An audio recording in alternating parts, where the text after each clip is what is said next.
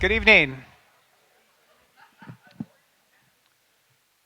Good evening. Welcome to the American University Museum at the Katzen Arts Center.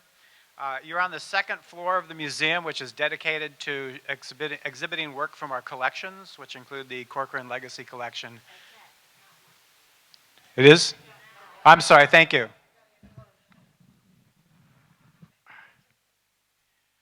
The second floor is dedicated to exhibiting work from our collections, which include the Corcoran Legacy Collection, as well as the Watkins Memorial Collection and others as well. Thank you for being here. I wonder how many people actually took classes from Robert Gates? Great. Good, good. You can look at each other. So I'm going to talk for about 30 minutes on the life and work of Robert Gates and why I think he has continued relevance and merits our continued consideration. I will leave plenty of time for discussion after my presentation is completed.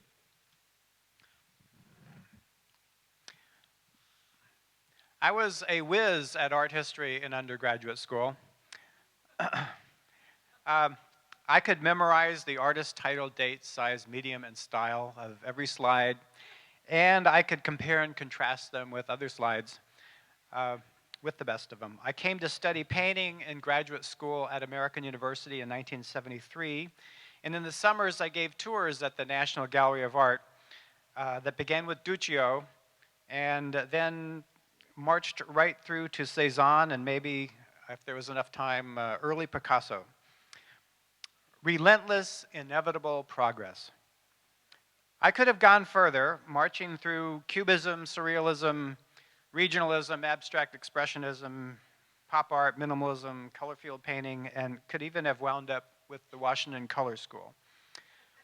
But in 1974, the National Gallery's collection began to run out of gas right after Picasso and Matisse. And in any event, my tour's hour would be up. But by then I was taking classes taught by Mary Garrard, and I began to see art history very differently. I noticed, for example, how there were no women represented on my tour covering the history of Western art, or on anybody else's tour at the NGA. I began to understand that the history of art could and should be rewritten from time to time to address some of the conscious and unconscious prejudices infecting art history's first, second, and third drafts. I have taken my lead from Mary Garrard and Norma Browdy ever since, but please don't blame them for my career's obsessions. I have attempted to make exhibitions that challenge the art historical canon, but not with art from the Italian Renaissance Baroque period or from 19th century French and Italian art. My more modest concentration has been on the 1950s to the present, contemporary art made right here in Washington, where I could be my own best informant and I wouldn't have to learn French or Italian. I hope you will agree that art history is much more fun when you can see yourself as a participant rather than a parrot. I'm talking about Robert Franklin Gates here tonight, not just because he was my most influential teacher, but because he was an exceptional artist who, as his art matured, veered away from what was popularly perceived as the contemporary canon and found his own way forward as an artist. Through him, I think I can make the case that great art proceeds on many tracks. There is no right track. Indeed, it is the curator's job to follow the artist's track and see where it leads us, and not to tell the artist where to go. In 1974, I took a painting class from Gates where his enigmatic advice to me was, paint what you see. That seemed a simple enough direction, but I came to realize that all painting in practice is a process of abstraction. The artist sees the line, form, color, and texture of subjects in the real world and imaginatively discovers and captures their equivalents in paint, what I call artifacts of the artist's understanding. Equivalents are created by the artist to make an image. But when you rely on your own vision and understanding, as Gates was advising, you cannot escape yourself, your experience, your context, your culture. This is when I began to grasp Gates' instruction to paint what you see, to look as intently as possible and not be distracted by what one might have heard about styles and fashions and all the other expectations of the commercial and academic art worlds. When you paint what you see, you show us who, as a culture, we are. You show us where we come from and where we can go. The culture is speaking through you in a very real way. How exhilarating for artists, curators, collectors, and viewers, and donors. We're all collaborating, performing this important work. I do understand not everyone is going to agree with this idea that we together have an important contribution to make in transmitting and changing the culture. But let the conversation begin. I think that is why we have universities and museums. Gates retired from American University as professor emeritus in 1975, and his students subsequently learned that he had been suffering from the onset of arterial sclerosis, and his increased reticence was a symptom of the progression of his disease. Over the previous 5 years, he had made and exhibited paintings that I felt were some of his most original and transcendent. They were the culmination of a long and prolific career that wound its way from regionalist-inspired impressionist watercolors through paintings of figures and landscapes informed by the influence of abstract expressionism to the masterful classicism of his late, outsized, and timeless still lifes and landscapes. The progression of Gates' disease finally ended his journey, forcing him into a nursing home in the late 1970s, and he died in 1982 at the age of 76. The exhibition is laid out more or less chronologically. We can see the beginning and end right here, side by side, kind of a circle, if you will. Perhaps you can recognize features that never changed in his work. We'll come back to those features in a little while. Robert Franklin Gates was born October 6, 1906 in Detroit, Michigan. Thanks to the Smithsonian Institution's Archives of American Art and the Phillips Collection Archives, we know a lot about Gates' life from childhood to artistic maturity. We know him as a young artist, thanks to handwritten documents from 1936, now accessible in the Smithsonian's Archives of American Art. We know that after attending several art schools, he quit school, and I quote, with the idea that an artist had to travel and see the world before he could really amount to much. But then he continues, it took about 5 years to convince myself that I had to stay in one place if I was ever going to get anything done but a fleeting glimpse of a place. So this 5-year period is roughly from the ages of 23 to 27 is covered on this wall right behind me. The exhibition begins the summer of 1932 when Gates, then a student at the Phillips Collection, boarded a 4-masted schooner, the Doris Hamlin, on a 2.5-month, 5,000-mile voyage. On the ill-fated trip, labeled the Caribbean Motion Picture Expedition, it was organized by L. Ron Hubbard. Yes, that L. Ron Hubbard, science fiction writer and founder of the Church of Scientology. The purpose of the expedition was to take 50 young gentlemen rovers and explore and film pirate strongholds and bivouacs, and to collect whatever one collects for exhibits in museums. Gates told his students about the trip during class one day, and there's a great photograph of Gates in the first panel over here, on board the Doris Hamlin peeling potatoes.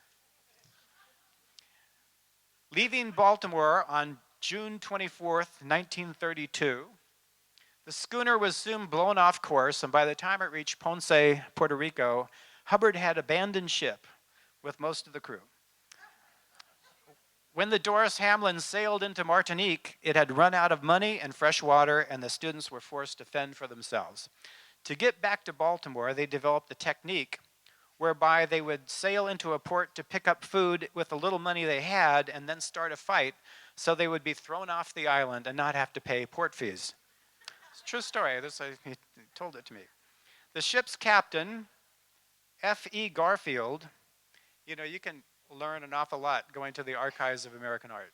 Let me just put in a plug there.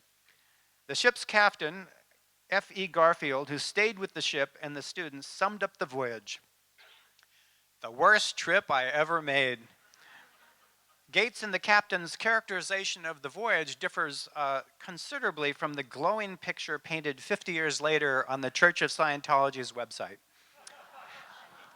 where, I quote, "Those who sailed with Mr. Hubbard in 1932 would still speak of that voyage as the one grand adventure." But Gates returned from the voyage with many watercolors executed on the voyage despite the continuously bad weather they encountered, which he exhibited to good reviews at the Art League in Washington, D.C. And I quote from an article about it: "Gates did some strong subjects for watercolors, even if their only suggestion of sunlight is a dull gray glare.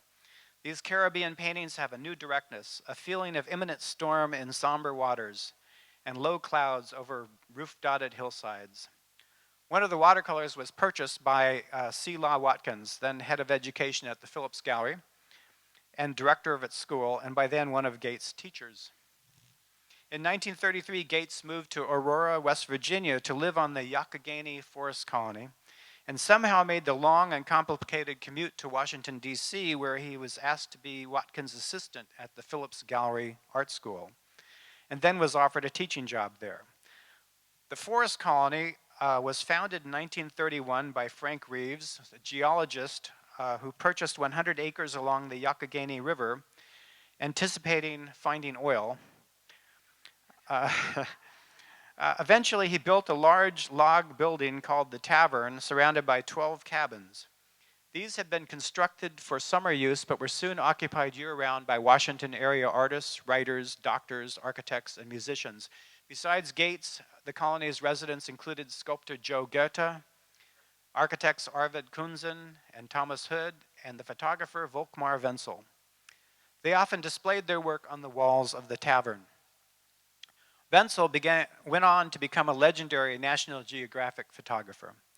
His explanation for joining the other artists living in the forest colony was, and I quote, "It was Depression time. It was cheaper to live in the country."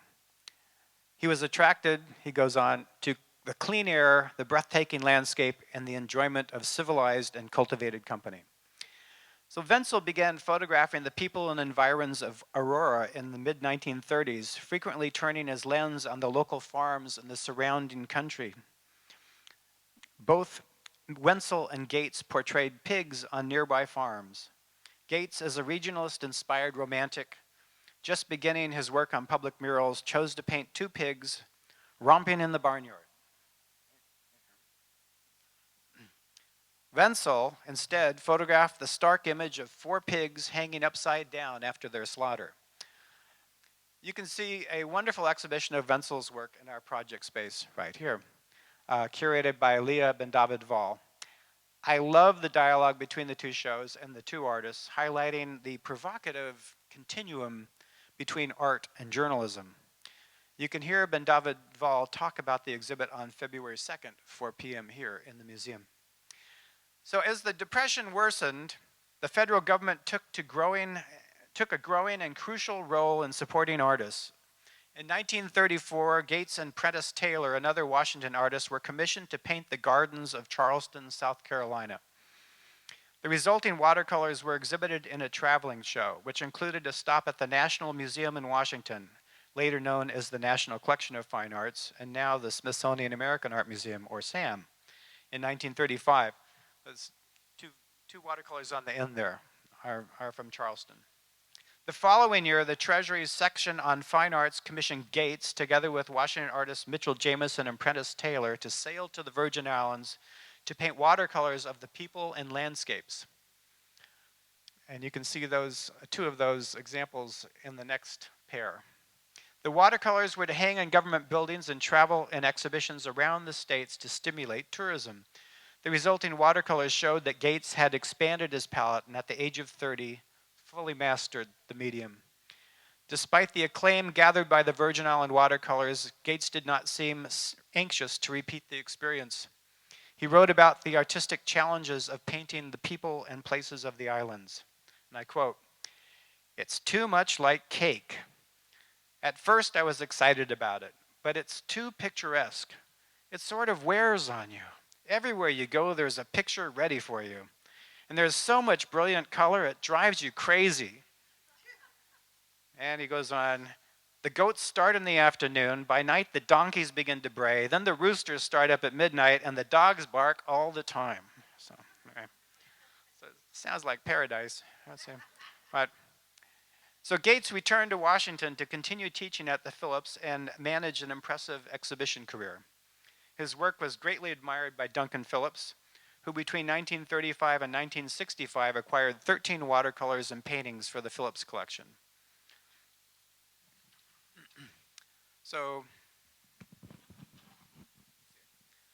Potomac River Icebreaker. That's this watercolor right here. Was purchased from Gates' show at the Phillips Gallery School Studio House in 1936 and showed many of the qualities that Phillips came to appreciate. And it's worth quoting what Gates' student and then faculty colleague Ben L. Summerford wrote about the Potomac River Icebreaker for the great book on the Phillips collection, The Eye of Duncan Phillips. And if you ever took a class from Mr. Summerford, you already know that the man could talk. So I quote, the composition starts in the lower left corner where the diagonal stream of the river parts the dazzling white of the snow-covered ice. It is interrupted in the middle, below center by the icebreaker and the superb painting of cloud of smoke rising vertically from the tugboat to the top of the image. As the diagonal river path nears the right side of the painting, it reverses direction and takes the eye back to the bridge and the spires of Georgetown University.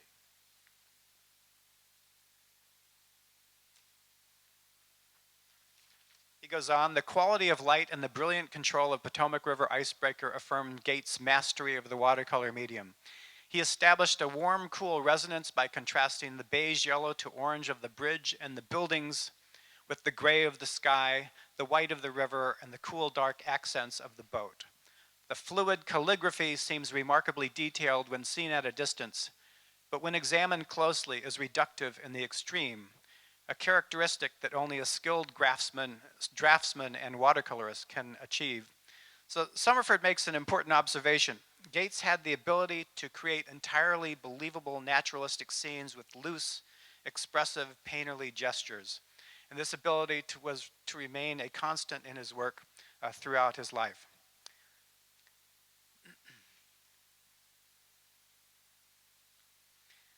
Artists were trying to figure out how to support themselves in the Depression. To jumpstart his career as a muralist, Gates strategically arranged to spend the summer of 1938 studying at the Colorado Springs Fine Arts Center where Henry Varnum Poor was teaching. Poor was one of the most successful painters and muralists of his time, and the Fine Arts Center's students had an impressive record of winning government mural competitions. So Gates returned from his study with Poor to successfully compete for a mural commission for the Bethesda, Maryland post office, offered by Treasury's section of Fine Arts. His mural design was executed and installed in 1939. It depicts a scene from Bethesda's semi-weekly Montgomery Farm Women's Cooperative Market. Both the Bethesda Post Office mural and the Farm Women's Cooperative across the street can be enjoyed today in their original locations. The commission was quickly followed in 1940 by Treasury Department commissions in Oakland, Maryland, and Lewisburg, West Virginia. So throughout 1941, Gates was exhibited at Howard University, the Phillips Gallery, the Corcoran Gallery of Art, the Baltimore Museum of Art, Worcester Art Museum, the Art Institute of Chicago, George Washington University, and the Washington County Museum of Art in Hagerstown. The sequence was topped off with his inclusion in 200 American Watercolors, the first and only show of contemporary artists for the next 30 years, in the 1941 inaugural exhibition of the National Gallery of Art.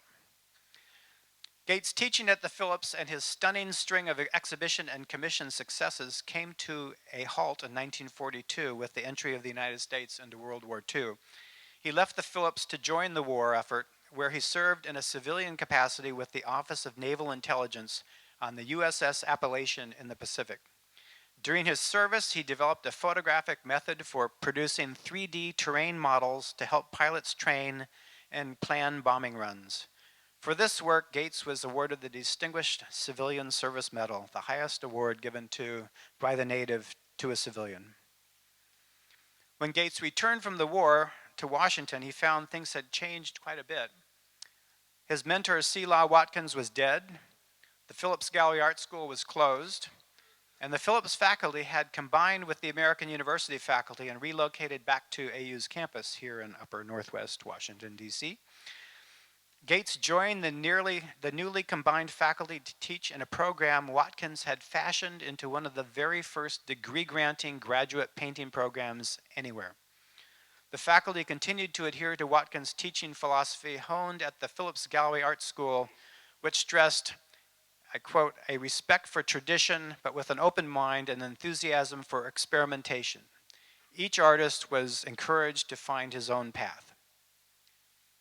So Gates returned to his exhibition and teaching career. He was celebrated for his regionalist-inspired watercolors. Regionalist meaning he kept his art away from European modernist movements and chose to remain close to his Midwest roots, exemplified in the rural subjects and strong design of artists like Grant Wood. Over the next few years, he participated in numerous shows, locally and nationally, as well as solo shows at the National Museum of Washington, Baltimore Museum of Art, Richmond Museum of Art, Corcoran Gallery of Art, and the Phillips Gallery. The evolution of Gates' particular nature-infused abstraction is best exemplified by works included in a two-person exhibition at the Phillips Gallery with Charles Birchfield in 1947. Both artists were masters of the watercolor medium, and their preferred subject matter was the landscape. Both appeared to abstract from the landscape for expressive purposes, though Birchfield's landscapes tended towards fantasy, while those of Gates had a more convincing physicality. Summerford, offering his understanding of this physical quality present in Gates' art, speculated about the inspiration for Winter Sun, a 1949 egg tempera painting, again writing in the eye of Duncan Phillips. This is Winter Sun right here. The painting is constructional and architectonic, perhaps reflecting Gates' interest in geology, which was the other consuming interest of his life. In a 1960 interview, he revealed, "I almost became a geologist instead of a painter. I still can't get through a new road cut without examining the minerals and fossils." So as a student, I knew about Gates' interest in geology. A visit to his Alexandria, Virginia studio made the extent of his obsession clear. Fully a third of his large light-filled studio was devoted to the collection of micromounts, tiny mounted mineral specimens.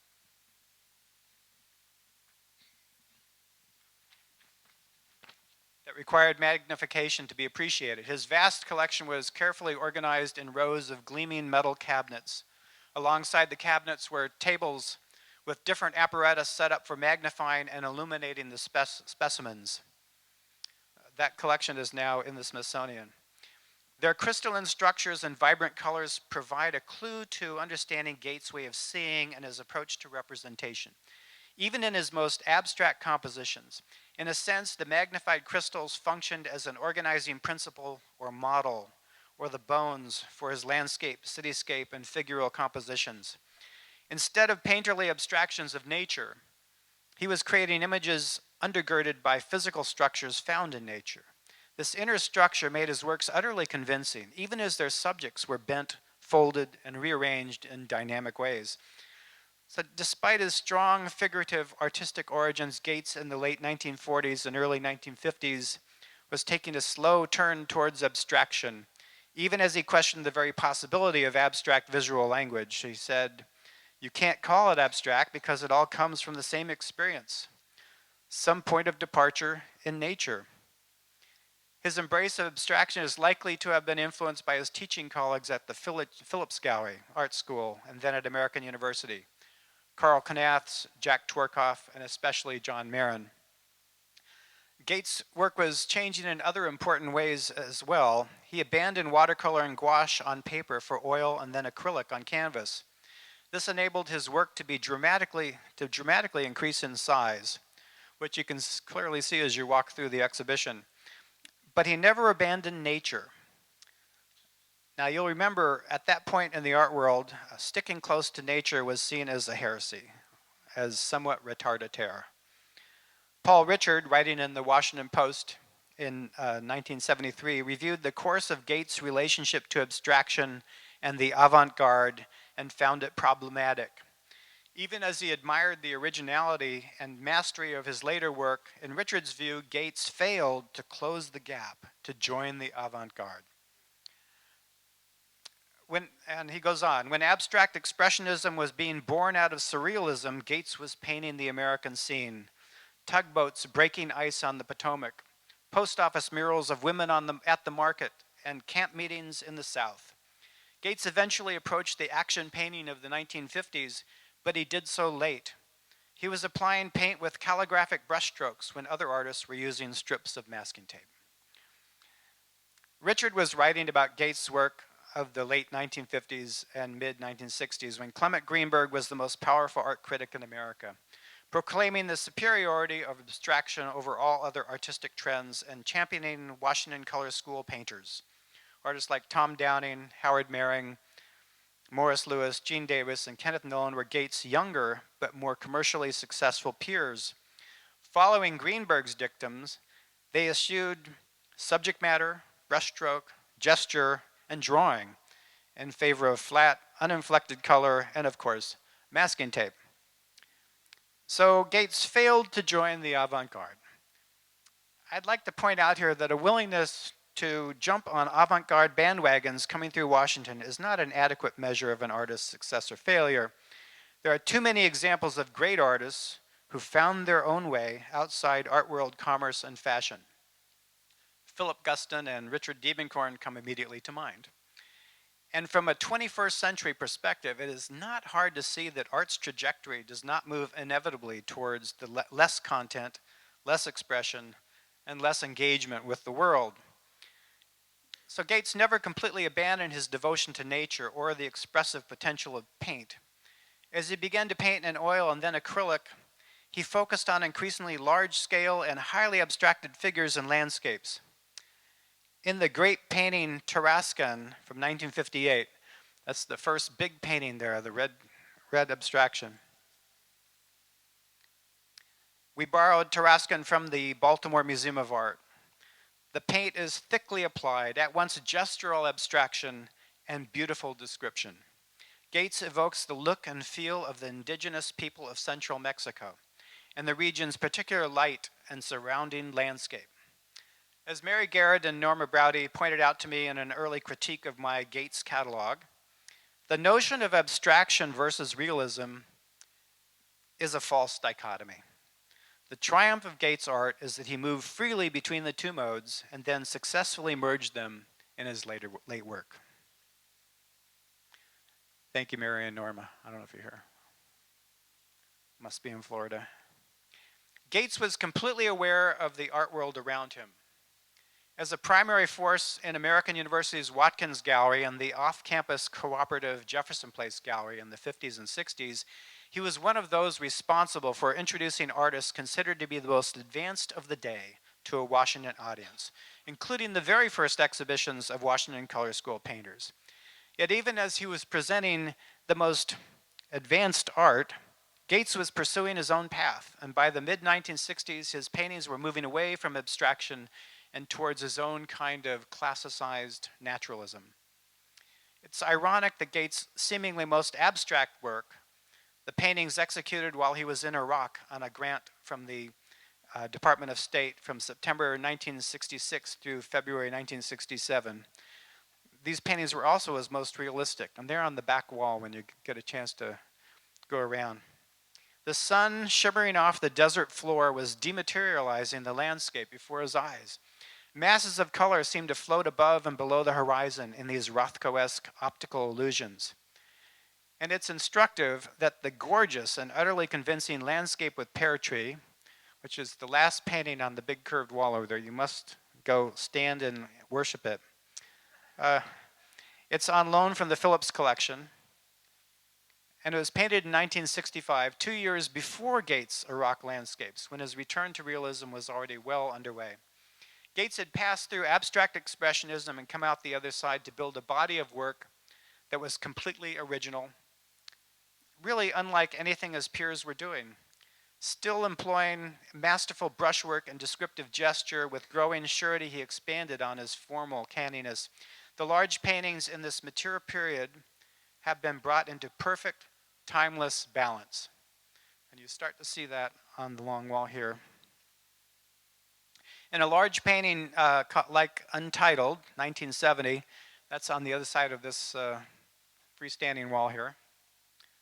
Please take a look. Gates is no longer only concerned with capturing the specifics of time and place. He is reaching for the universal. The table and fruit are captured in raking sunlight against a black interior space. The color is intense. The surfaces are activated by his painterly brushwork, but the composition is nonetheless completely poised in a way that of all the arts, only painting can be. Gates achieved this stillness, at least in part, by using geometry to structure his compositions. He taught the use of the golden ratio in composition to his students as far back as the 1950s. As his paintings grew in scale, this underlying geometry slowly became even more overt. Gates remained consistently invested in structure, regardless of the subject, style, or medium. I would argue that Gates' sense of structure is perfectly on display in his watercolors from 1932, and in the 1971 painting like Five Peaches or Squaring the Circle. The expression squaring the circle is the title is a direct reference to an ancient problem in geometry, and has come to serve as a metaphor for trying to do the impossible. Perhaps that is the artist's job. As we look at Gates' work from our 21st century perspective, it is important to remember that he came of age in the first half of the 20th century. He was shaped by 2 world wars and the Great Depression. He found his own way around the various avant-garde waves that came and went, painting what he saw with his heart and his mind, not what was being promoted as the latest thing by critical voices or the marketplace. His work was optimistic during difficult times, becoming almost celebratory during his middle expressionist years, and then quiet and thoughtful as he grew into maturity. His art had many sources and influences, but it was always his own. Gates painted life with expressive brushwork and perfectly tuned color. He had a formal grasp that finally gave us works to contemplate in complete stillness. His late works especially transcend their simple subjects, light falling on fruit, vases, or saints. They present a catalog of changeless verities, perhaps intended to inspire viewers to find their own quiet center within a chaotic world. In addition to his masterful art and the range of experience he pursued to bring more to that art, Gates left us a model for how we might dedicate ourselves to grow through interesting times and adventures. As we consider his artistic accomplishments and the example he has set, it is possible that we too may become people engaged in the world, responsive to its challenges. After all, we are here to change the world. When we find our own voice, we can make a difference. Thank you.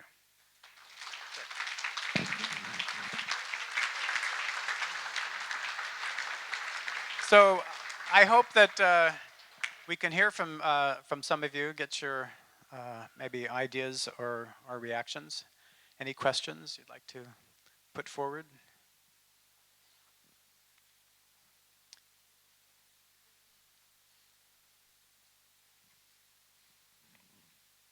He remained true to himself, as you said, but was he conflicted about the... Speak right in the microphone.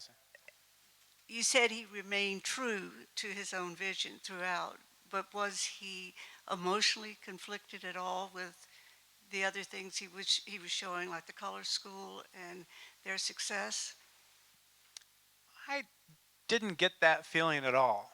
And I don't think that, first of all, he regretted not staying in New York, and he was at the Art Students League, and he decided to come to Washington. I don't think he regretted that.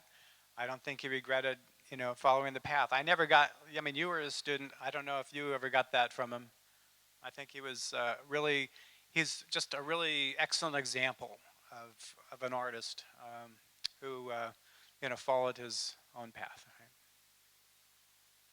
Right? There's a back there. Thank you, Jack, for such an informative, wonderful lecture.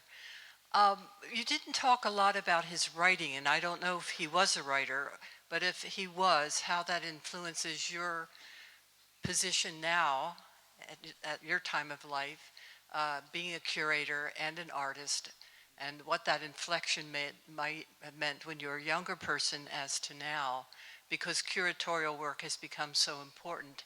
It is important to this museum, it's important to you. Could you talk about that a little bit? Well, he wasn't a writer, and most of the writings that I found were actually in longhand, right?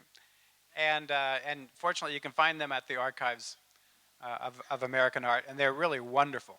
A lot of them are reproduced in the catalog, sort of extended sort of accounts of his youthful adventures and misadventures.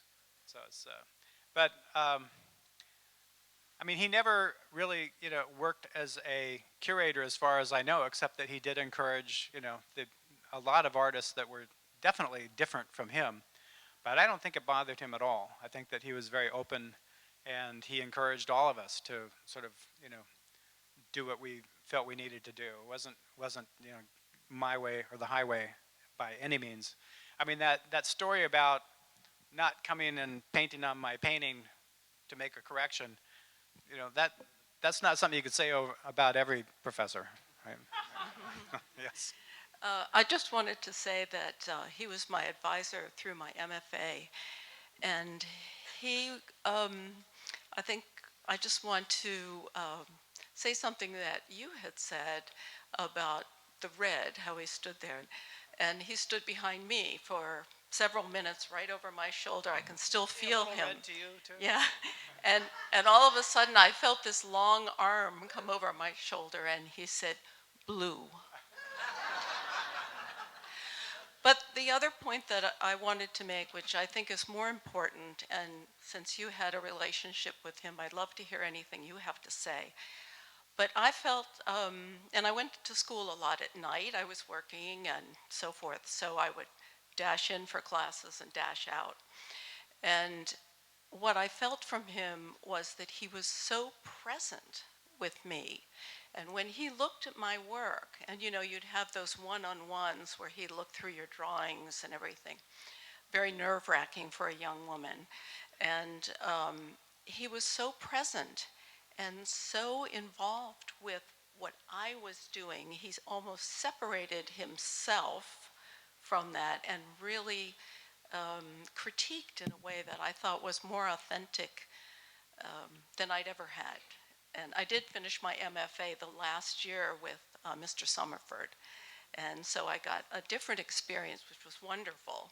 I learned the word verisimilitude. So. Did you ever learn how to square the circle, or Yeah. or find the golden mean in your paintings? No, actually not. No. I tried in the catalog to explain that, and I just couldn't, because you end up with ratios and diagrams, and it was just, but it's, Right. but it's a real thing. Yes. So Did you? I thought he was a wonderful, wonderful critiquer of art, and yeah, he seemed to be completely there, and Even though he didn't speak. yeah, he did not speak very much. It was like for me, it was like a spiritual presence. He was like an example of what an artist is. Something to look at. And say, oh, something to model yourself after. Yes. It seems that paint what you see does not mean just paint naturalism. So, as an abstract artist, what do you think it was that Gates saw?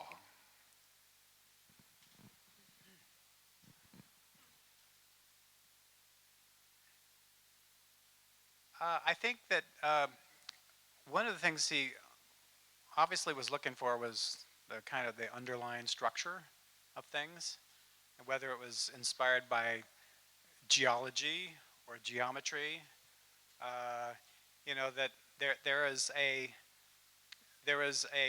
structure, an organization, you know, underlying everything. And I think that's something that he saw, and that's, I think, really important. You know, he didn't really see chaos. You know, he was looking for um, you know, a structure that, you know, that could stand, and also um, his use of color is very interesting. You know, I don't think you'd ordinarily call him a colorist, but I think that his use of color was always sort of very, very sensitive. You know, that he found uh, just the right combination to, you know, express what he was trying to express. But you think that you're. I mean, I don't think he's. Again, I'm not sure he saw the distinction exactly between abstract and figurative there. You know, I think that he was looking, he was trying to understand, you know, see the world, and this is what he was coming up with. Yes. Hi. I remember one dictum that he always pronounced to us, and that is, look to the diagonals in your painting. There you go. And I've never forgotten that. And now looking at this show, I can see so much of that, Yeah. especially the river scene and the early pictures. Yeah. Look at the diagonals. They were just amazing. Yeah. I love looking at this painting and looking at, for example, the storm at sea, you know, and there's just, you know, the use of diagonals. I mean, it's such a beautiful, beautiful structure. And then in this painting here, I mean, it's all diagonals. And yeah, it's, you know, I think he was finding something that, you know, was timeless.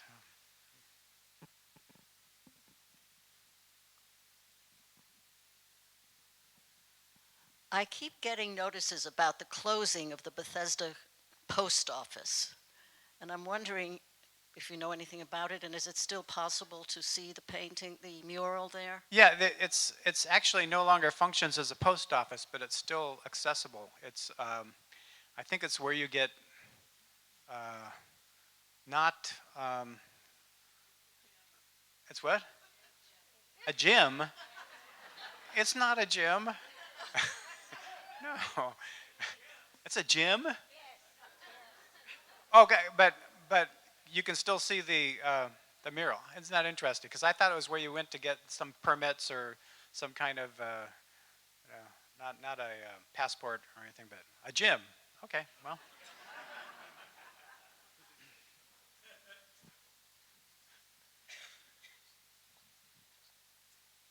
Any other questions? Thank you so much for coming. All right, thank you.